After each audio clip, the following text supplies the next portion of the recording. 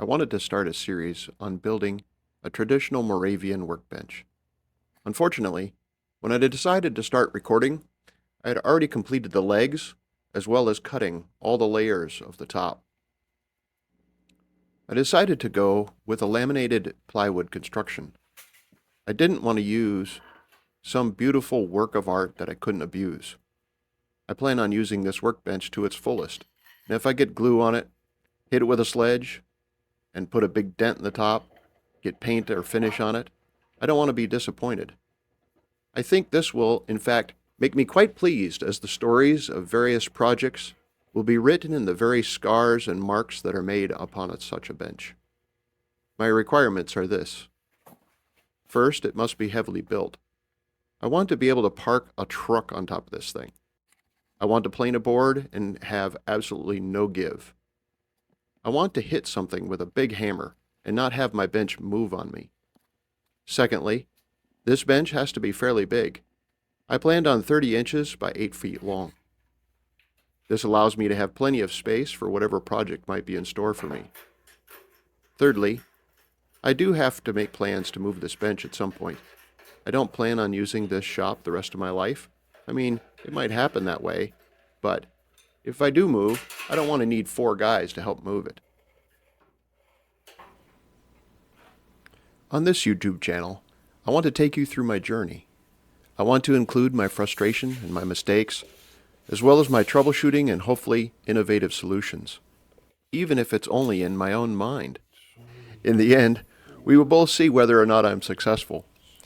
Please feel free to comment, not if, but when you see a better or more efficient way. Hopefully, with your help, I can improve upon my lack of formal training. I have made a fair number of woodworking projects here and there in about 20 years of trying, so I'm not inexperienced by any means. That said, I'm not a professional, and I have not done this to earn my living. Since I'm not a professional, please do not look at my methods as the proper way to do things, nor necessarily the safe way to do things. I do have either enough skills or, more than likely, enough luck to keep all 10 fingers. In this inaugural video, I'm trying to drill 5 consistent holes in 38 of the 42 layers of my top. I have 5 threaded rods that I bought off of Amazon to work in conjunction with the glue to hold the entire top in tension throughout its lifespan. I'm drilling 7/16 inch holes in the hopes that I can drill accurately enough so that the entire summation of all the errors will still allow all 5 3/16 rod to pass through. My drilling method for keeping consistent drill locations was to clamp sacrificial scraps in place to give me a fence as well as a stop in the proper location. This will give me repeatability as long as I keep my orientation of the material in the same direction, as well as making sure that I have a firm indexing of the piece against the fence and the stop. A wooden hand screw clamp will provide the stop for each drilling location.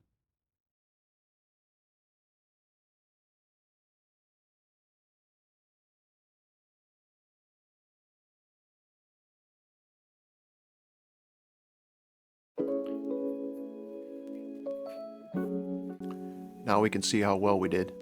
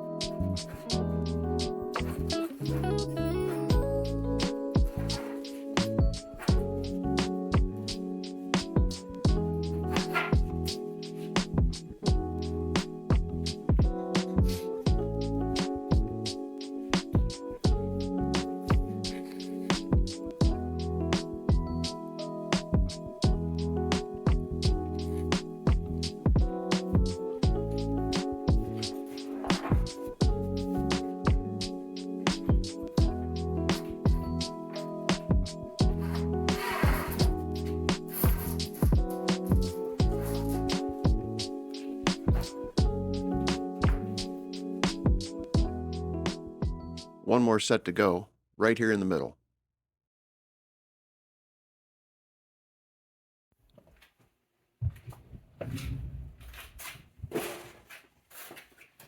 Figures. When I set this up, I'm just a hair short of 48 inches on my last and final measurement. So I need to move this out so I can have something to clamp to with my hand screw clamp.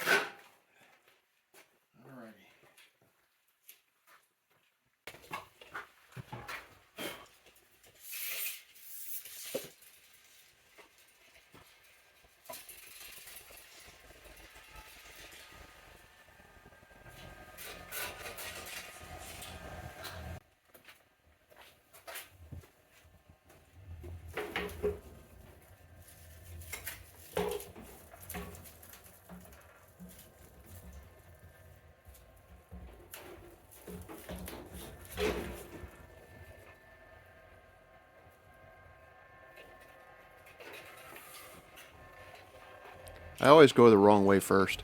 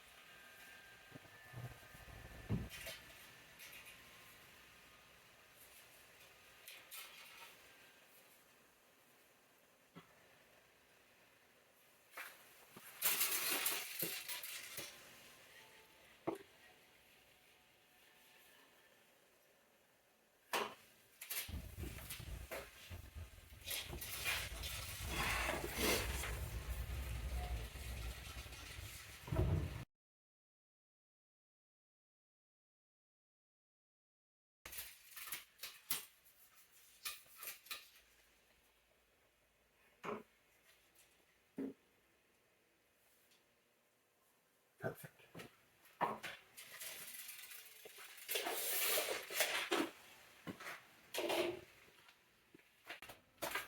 I felt the need to set up some kind of close-ranged dust collection. The reason I had at the time was to keep the drill bit area free from chips, that subsequent layers of my top would cause issues with alignment and indexing on the fence and base underneath the drill bit. The sacrificial base had only the 7/16 inch hole in the middle for a zero clearance exit for minimal blowout on each layer. I don't have tons of money and certainly not sponsored by some company giving away free table saws or domino joiners, and so it goes without saying I don't have some two-staged, taller than my ceiling dust collection system with 6-inch ducts and quick disconnects. Instead, I have a shop vac I bought off of Amazon. I am using a 4-inch roll of shrink wrap to try to anchor it in the correct position. It did the job just fine, although requiring way too much fussy setup and reworking to get it just right. Throw in a comment if you've thought of a better way.